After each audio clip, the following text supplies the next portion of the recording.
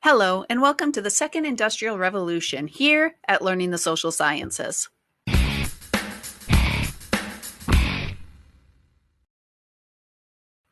The Industrial Revolution started in Great Britain, and it started within the textile industry. However, over time, we have steam power coming up, railroads going all over Great Britain, and then transferring over to the main continent. Now, the second part of the Industrial Revolution focused on electricity, chemicals, new innovations within factories, and automobiles. And yes, Germany, France, and the United States caught up quickly to Great Britain due to their ample resources available within their countries. However, Eastern Europe and Southern Europe were slower with initiating their own industrial revolution.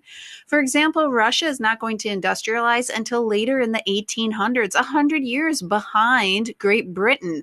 Now, they do have some reasons for this. They are mainly still an agrarian society, and they don't even free the serfs until the 1860s, which is going to slow them down because they don't have a large and ready workforce within the cities.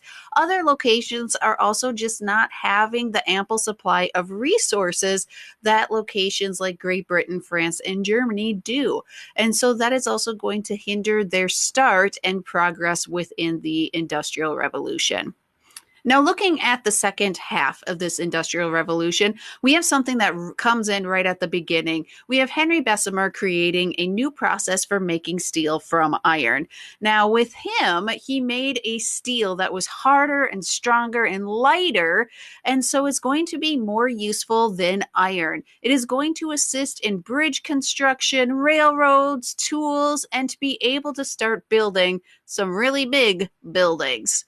So that is going to help usher in a whole bunch of innovations here within the second industrial revolution. In terms of chemistry, we have Alfred Nobel, and he goes and invents dynamite. Now, when he originally invented it, yes, it makes a big boom, but he couldn't figure out how to transport it safely. Eventually, he comes up with the blasting cap to be able to keep it contained and for it to be able to be transported. And with that, dynamite is going to be used for building railroads, tunnels, and a whole bunch of other items within construction sites.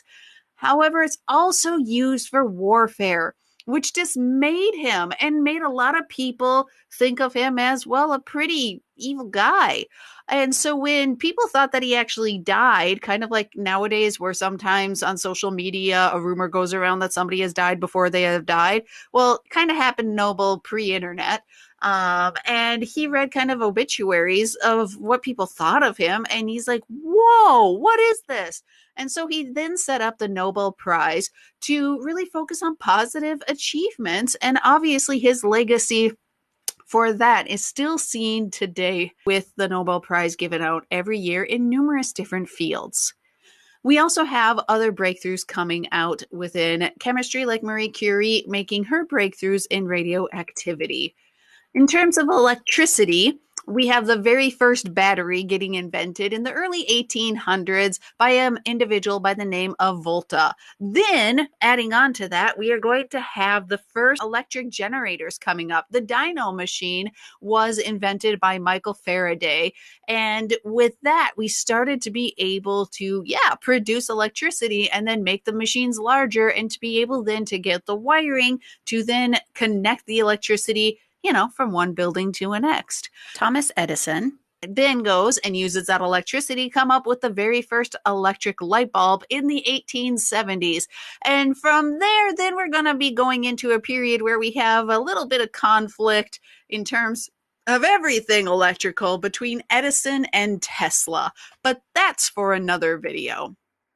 In terms of factories, we're going to have new methods coming out. Interchangeable parts have been around since, the first Industrial Revolution. We saw that with some of the early plows that were getting invented in the first Industrial Revolution. Obviously, new and improved plows from like your 1200s plow, but we start seeing these interchangeable parts. And they are going to be used here, obviously, in the second Industrial Revolution in a larger manner. Now, with this, we are also going to be able to have assembly line production begin, where everybody is standing at their position, adding their nuts and bolts to the item that is getting created as it comes on down the line. Now, with this, we are going to see Henry Ford definitely utilize it with his construction of what will eventually be the Model T automobile. Also, for factories, electrical lines set up throughout cities starting in the 1890s revolutionized the factory efficiency as they were now able to utilize electric power to power their plants. It also is going to help clean up the air, which desperately needs it because London cannot continue to live through these thick smogs. Now, the automobiles are also going to be coming out. In 1886, Carl Benz invented a three-wheeled automobile based off of a gas-powered internal combustion engine that Nicholas Otto invented.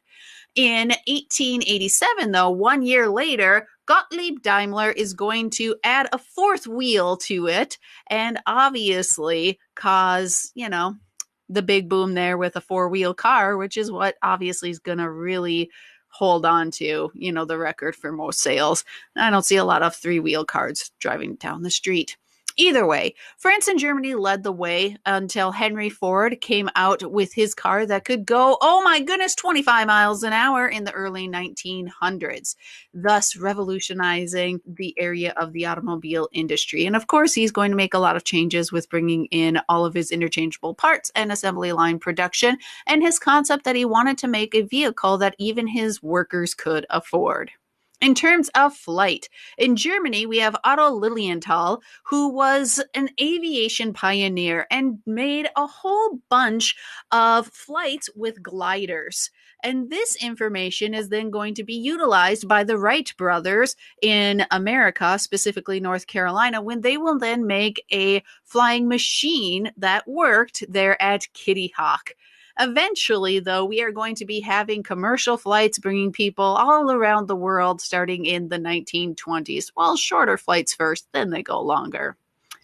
Before, though, we were connected by airplanes, we do have a growing connection in communication. Samuel Morse made a telegraph machine and set up, of course, the Morse code to help people send messages over distance through a wire with then his code. Now, the first transatlantic telegraph cable was laid in the 1860s, and so finally we could have a message coming from the United Kingdom to New York City to really relay some messages. We then also have Alexander Graham Bell patenting the telephone in 1876. So along with those electrical lines going on up throughout towns and cities, we are now going to also be laying some telephone wires and telegraph wires. Then in the 1890s, we have Marconi inventing the radio, which of course is going to become popular very fast. Now, looking at medicine, in the 1870s, Louis Pasteur was able to link microbes to confirm germ theory. Now, germ theory has been speculated about for a long time, since even the 1600s, but a lot of people were not necessarily certain about it. And there were some people that, really pushed off the fact that there were these germs that caused all these diseases on your hands and other things. However, he was able to show the link between them. And really just show somebody if you would go and look at it and say, yeah, those are germs. They cause diseases. However, he was also able to create a vaccine for anthrax and for rabies. Which, of course, is going to be very helpful.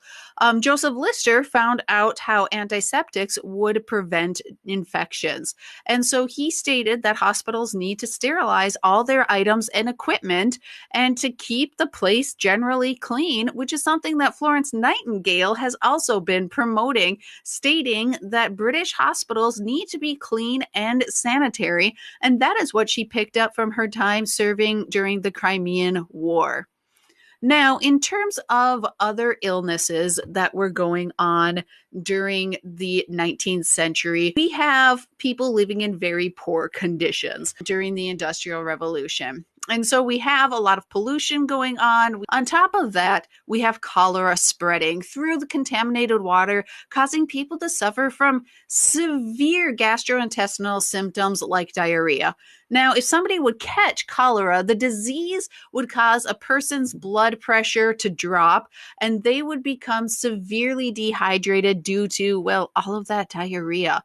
The death toll was high, with 22,000 people dying in London from 1830 to 1850, and then 23,000 dying in the year 1854 alone. On top of that, tuberculosis, or TB, ran rampant throughout the cities. The disease was causing horrible coughing spells that would result in a person coughing up blood. And around 1/3 of all deaths in Great Britain from 1800 to 1850 were attributed to tuberculosis. Other diseases like typhoid caused diarrhea and high fevers, while typhus was primarily spread by lice and caused fevers, headaches, and a rash. Now, of course, this is never good. But we do have people in the 1800s that are focusing on finding solutions. Robert Koch was able to find the bacterium that was causing tuberculosis. So we would be able to eventually bring these numbers back down. Dr. Snow was able to point out water pumps in London that was also spreading cholera. And so eventually, over time, we do find solutions to these deadly plagues. In 1850, Paris started an urban renewal project, and Europe starts to follow along suit along with Paris. Cities around Western Europe started to install sewers, they were creating clean water supplies for the people, and they built sidewalks for pedestrians to keep them safe. Now, houses were still cramped and small and not really the best place to be living with it, maybe possibly a larger family. However, over time, the standard of living was increasing, and people that may have been, 10 years prior barely making it now, through a lot of legislation, might be able to have a little bit extra spending cash. So the standard of living was increasing, but it's going to take time to go and rebuild a lot of this tenement housing and certain neighborhoods and to get the sewer systems and everything installed. So that was a brief covering of the Second Industrial Revolution. If you have any questions or comments, leave them down below. Thank you for listening. Always remember to like and subscribe. Bye-bye.